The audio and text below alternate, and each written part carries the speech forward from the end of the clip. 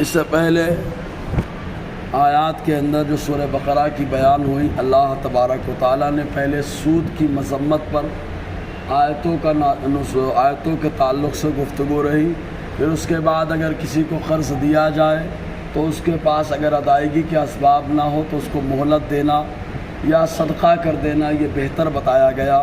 اور آج کی جو آیت کریمہ ہے، یہ آیت کریمہ بیع سلم کے بارے میں ہے۔ بیع سلم اس کاروبار کو کہا جاتا ہے، اس سودے کو کہا جاتا ہے جس سودے میں آدمی پیسہ پہلے دے دیتا ہے، سامان بعد میں لیتا ہے۔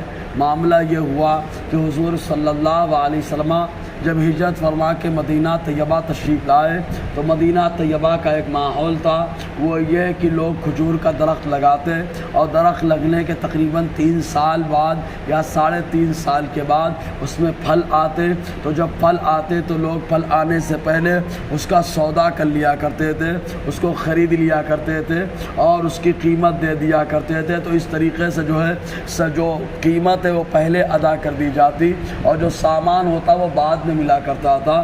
اس کو بیع سلم کہا جاتا ہے۔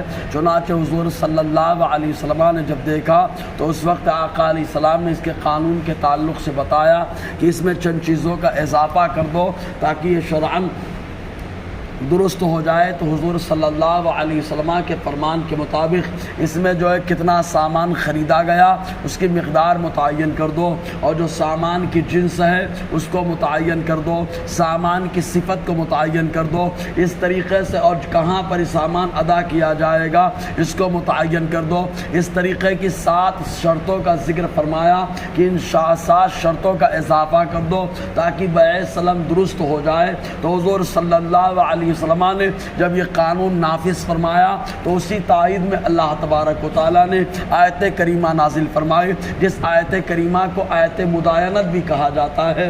اللہ تبارک و تعالیٰ، اور بڑی لمبی آیت ہے، تقریباً 1 صفحے پر مشتمل یہ آیت کریمہ ہے، 1 صفحے سے زیادہ بھی ہو سکتی ہے۔ تو اللہ تبارک و تعالیٰ اس کے اندر ارشاد فرماتا ہے، یا ایھا الذین آمنوا اذا تداینتم بدین الی اجل مسمى فاکتبوہ۔ اللہ تعالیٰ فرماتا ہے، اے وہ لوگ جو ایمان لائے، جب تم سودا کرو ادھار کے عوض ایک متعینہ مقدار تک تو تم لوگ اس کو لکھ لیا کرو۔ یعنی جب بیع سلم کے تمام قیمت ادا کر دی جائے تو اور اس کے بعد اس کے 7 صفتیں 7 باتیں اس کے اندر واضح کر دی جائیں تو اس کو کاغذ میں لکھ لو تاکہ اختلاف نہ ہونے پائے، کیونکہ ایڈوانس پیسہ دیا گیا، کہیں آدمی لینے کے بعد منہ نہ کر جائے اور اس کے بعد سامان دینے کے وقت کون سی جنسیت کا انکار کر دے، صفت کا انکار کر دے، مقدار کا انکار کر دے یا ادائیگی کی جگہ کا انکار کر دے۔ 7 شرطیں ہوتی ہیں، ان میں سے کوئی ایک انکار کر دے تو مسائل کھڑے ہو جائیں گے۔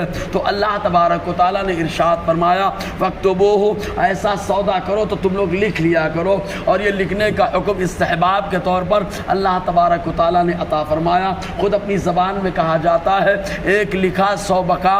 آدمی 100 بار بولتا رہے کوئی بھروسہ نہیں کرتا، ایک بار کا لکھا اگر موجود ہو تو ہر کوئی بھروسہ کر لیتا ہے۔ تو اللہ تبارک و تعالیٰ نے فرمایا لکھ لو۔ اب لکھنے والا کیسا ہونا چاہیے؟ تو چنانچہ لکھنے والے کے تعلق سے بتایا گیا وہ انصاف کے ساتھ لکھنے والا ہو۔ یہی وجہ کہ خرید و فروخت کرنے والے بائع اور مشتری کے درمیان وہ لکھنے والا بیچ میں بیٹھے گا اور دونوں کی بات برابر سنے گا اور سننے کے بعد برابر ایک دم لکھے گا عدل انصاف کے ساتھ۔ ایسا نہیں کہ کسی ایک کی بات کو لکھ دے اور کسی ایک کو راجح قرار دے دے، بلکہ انصاف کے ساتھ لکھے۔ اللہ تعالیٰ فرماتا ہے، وَلْيَكْتُبْ بَيْنَكُمْ كَاتِبٌ بِالْعَدْلِ، اور چاہیے کہ تمہارے کے درمیان لکھنے والا عدل سے لکھے، انصاف سے لکھے۔ اور لکھنے کے بعد کبھی کبھی ایسا بھی معاملہ درپیش ہوتا ہے کہ جو آدمی لکھتا ہے وہی پڑھ پاتا ہے اور دوسرا پڑھنے جاتا ہے تو بڑا پریشان ہو جاتا ہے، کیونکہ انداز تحریر ہر آدمی کا الگ الگ ہوتا ہے، ہینڈ رائٹنگ کا معاملہ الگ الگ ہوتا ہے۔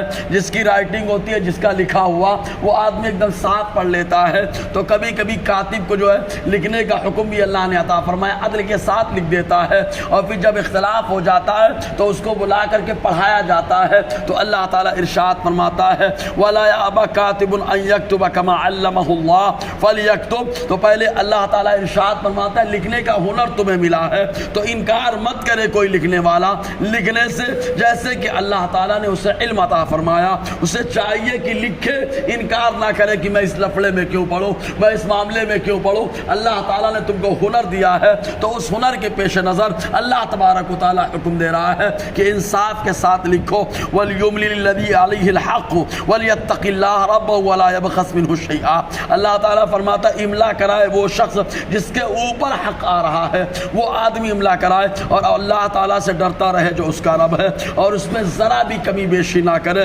وَلَا يَبْخَسْ مِنْهُ شَيْئًا، اور اس کے اندر ذرا بھی کوتاہی نہ برتے۔ اس کے بعد اگر لکھانے والا جس کے اوپر حق بن رہا ہے وہ آدمی کمزور ہو، ضعیف ہو، تو کون املا کرائے گا؟ انشاءاللہ اسی پر روشنی رہے گی۔ اللہ تعالی ہم سب کو فیضان قرآن، برکات قرآن سے مالا مال فرمائے۔